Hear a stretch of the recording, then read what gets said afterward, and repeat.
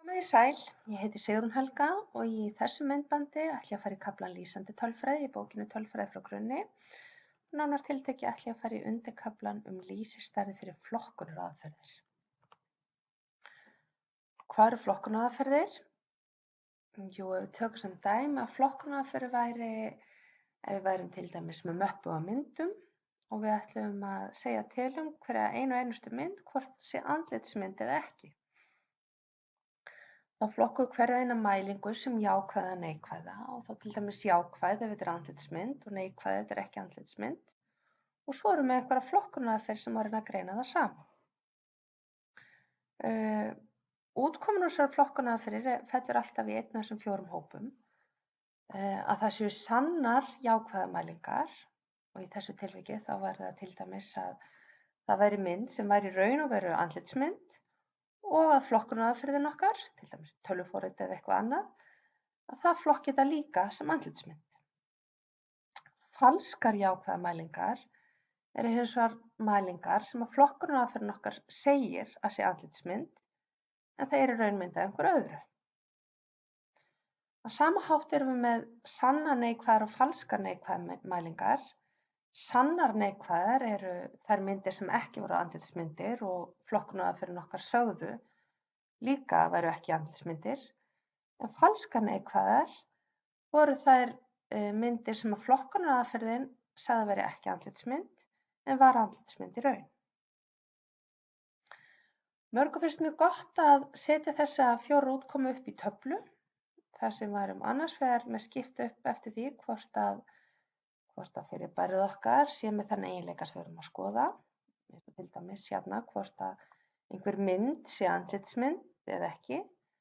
Og svo hins vegar hvernig flokkunaraðferðinni ber saman við það sem er í raun og veru.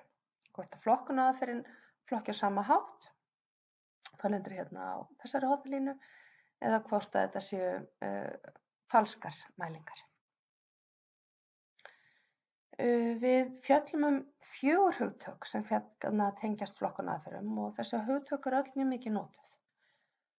Fyrsta hugtakið er næmi. En næmi flokkunaraðferðar, það eru einfaldlega fjöldi sannra jákvæðra mælinga deildur með samanlögðum fjölda sannra jákvæðra og falskra neikvæðra mælinga.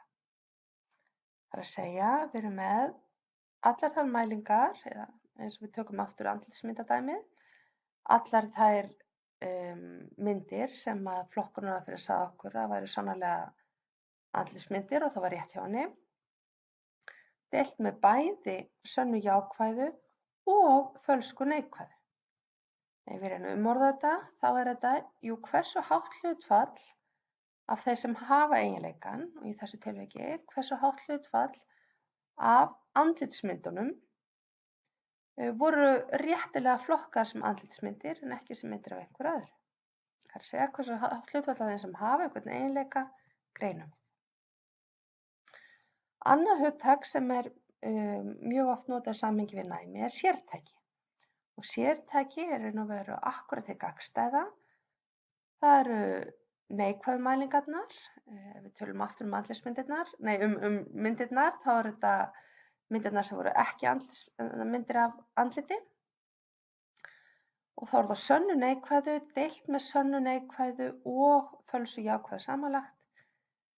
Það er að segja af öllum myndunum sem að voru ekki andlitsmyndir, hversu margar af þeim myndum sagði flokkunaraðferðin að þetta væru ekki andlitsmyndir. Það er að segja hversu hátt hlutfall af þeim sem ekki hafa eiginleikann greinum við ekki með hann.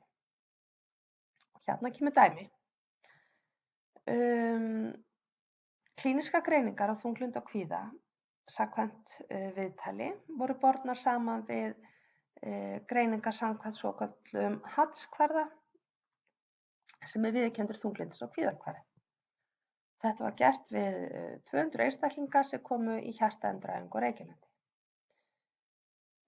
Ef við trúum því að það sé það sem raun og veru sé satt, sé hvort að fólk greinist með þunglyndi samkvæmt HATS-kvarðanum eða ekki. Og flokkunaraðferðin okkar sé viðtal hjá lækni eða hjúkrunarfræðingi, hvort að þau telja einstaklingur sé þunglyndur eða ekki. Þá voru niðurstöðurnar eftirfarandi að 14 manns voru þunglynd samkvæmt kvarðanum og jafnframt töldu læknir eða hjúkrunarfræðingur að þau væru líka þunglynd. En 23 manneskjur voru greindar þunglyndar samkvæmt viðtali en voru það ekki samkvæmt matskvarðanum. Sömuleiðis þá voru 5 einstaklingar sem voru þunglyndir samkvæmt matskvarðanum en læknir eða hjúkrunarfræðingur töldu ekki að vera þunglynd og 159 manns voru ekki talið þunglynd af hvorki mælitækinu HATS-kvarðanum né viðtalinu. Og þá er spurningin, hvert er næmi klínískra greina þunglyndis borið saman við niðurstöður HAT? Nú getið þið sett á smá pásu og veltið þessu fyrir ykkur að prófa að reikna sjálf.